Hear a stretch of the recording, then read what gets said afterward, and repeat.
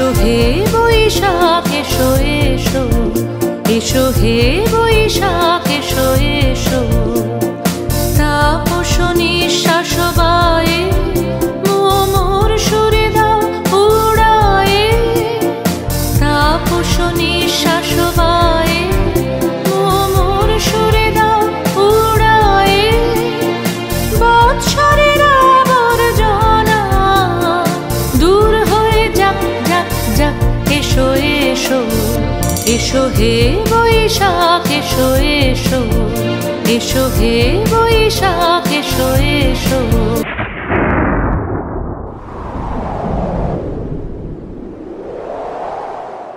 ঝড়ের মাস বৈশাখ। এই বৈশাখের মতোই রবি ঠাকুরের জন্ম।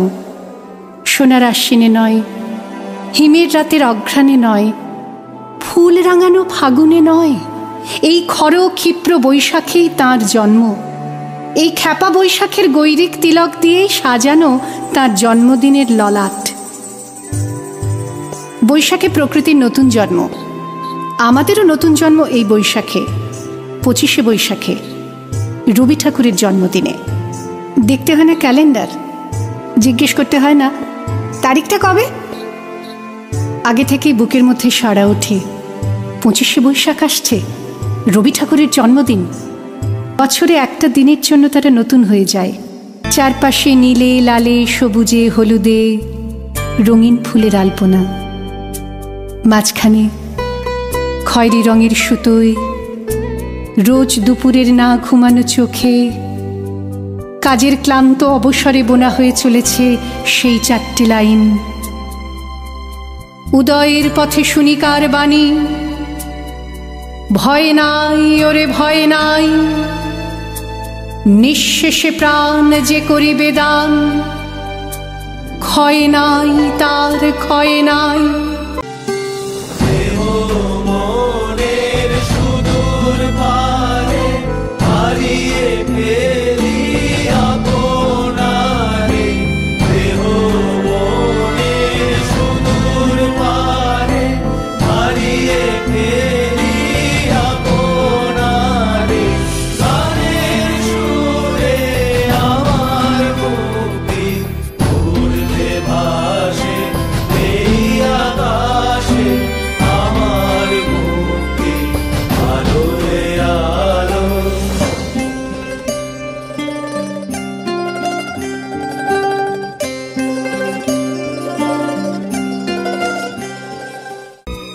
শুধু কি সূচিকাজে না, বিদেশকে চোখের সামনে দৃষ্টান্ত করে রাখার আন্তর্জাতিকতা রবি ঠাকুরের।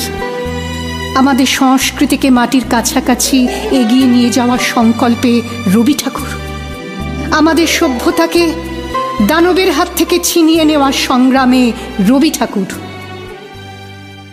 আকাশে মাটিতে মনে এত যে বৃষ্টি পড়ে তার ছন্দ রবি ঠাকুরের, এত যে ফুল ফোটে তার গন্ধ রবি ঠাকুরের।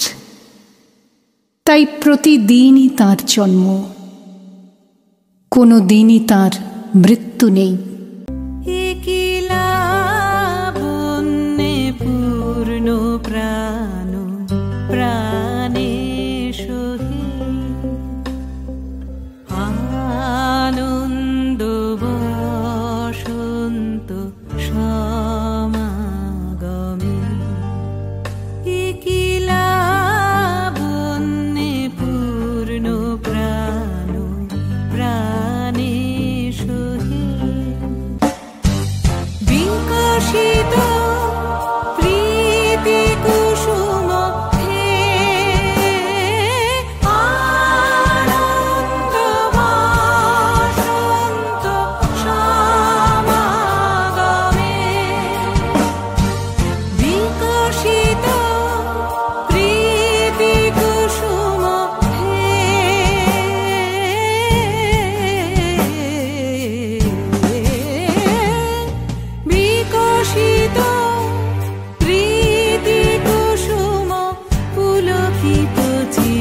কাননে, কিলা বন্যে পূর্ণ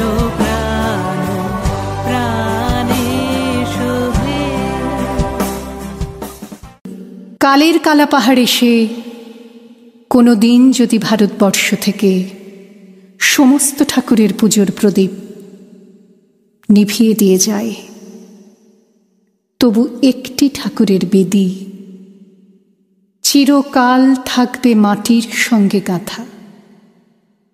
কোন ঠাকুর? রবি ঠাকুর।